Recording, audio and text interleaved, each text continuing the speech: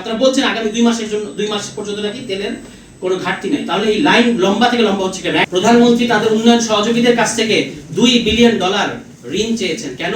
কারণ জ্বালানি খাত এই সংকটটা তাদেরকে মোকাবেলা করতে হবে। জ্বালানি খাতে এই গত 1 মাস যে স্ক্যাম, এই যে লাইন দেখতে পাচ্ছেন, আজকে আমাদের আসতেও প্রত্যেক আলোচকের আমার ধারণা নরমাল সময় চেয়ে বেশি সময় লেগেছে। এটা একটাই কারণ, আপনারা তেল লুকিয়ে রেখেছেন, তেল চুরি করছেন। একদিকে বলছেন যে তেলের অভাব নাই, জ্বালানির অভাব নাই, অন্যদিকে আমরা দেখতে পাচ্ছি লাইনের পর লাইন বেড়ে যাচ্ছে। এটা আর কোনো কারণ নেই।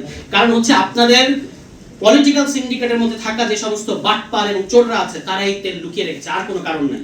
এবং এই লুকিয়ে রাখার ফলে বাংলাদেশের মানুষের কি চরম ভোগান্তির দিকে আপনারা নিয়ে গেছেন। আপনারা বলছেন আগামী 2 মাস পর্যন্ত নাকি তেলের কোনো ঘাটতি নাই। তাহলে এই লাইন লম্বা থেকে লম্বা হচ্ছে কেন? একদিক থেকে গত মাসে অকটেন যা ছিল, এই মাসে অকটেনের মজুদ আমাদের বেড়েছে, তারাই বলতেছেন, এই তথ্য আমাদেরকে দিচ্ছেন।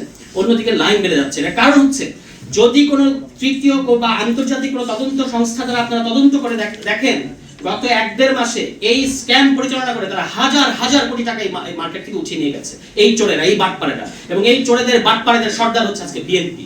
আমরা চাই না বাংলাদেশে বিএনপি তার কোনো ধরনের পতন ঘটুক, কিংবা বিএনপির যে আজকে যে অবস্থা, সেই অবস্থায় বাংলাদেশকে নিয়ে তারা, এর আগে আপনারা 2বার বাংলাদেশকে সংকটের মুখে ঠেলে দিয়েছেন। আমরা চাই আপনারা সুশাসন নিশ্চিত করেন।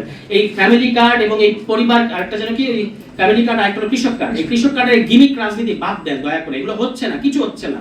আপনারা 2 দিন পরে এটা চালাতে পারবেন না, এটা বোঝা যাচ্ছে এখনই। শুধুমাত্র আপনারা ওই নির্বাচনে একটা প্রতিশ্রুতি দিয়েছেন, যেহেতু সব জায়গায় ফেল করছেন, সমস্ত রাষ্ট্রীয় প্রতিষ্ঠানগুলোকে মেরুদণ্ড ভেঙে দিচ্ছেন, এখন এই ফ্যামিলি কার্ড এবং এই আরেকটা কি কার্ড, কৃষক কার্ড দিয়ে একটা গিমিক তৈরি করার চেষ্টা করছেন। কিন্তু ইতিমধ্যেই এগুলো যে আপনারা চালাতে পারবেন না, সেটা কিন্তু প্রমাণিত হয়েছে। নির্বাচনে শুধুমাত্র প্রতিশ্রুতি দিয়েছেন বলে আগামী যে বাজেট আসতে যাচ্ছে, সেখানে ইতিমধ্যেই আগের বাজেটের তুলনায় 17% বেশি আপনারা বাজেট করার পরিকল্পনা করেছেন। কোথা থেকে এই টাকা আসবে?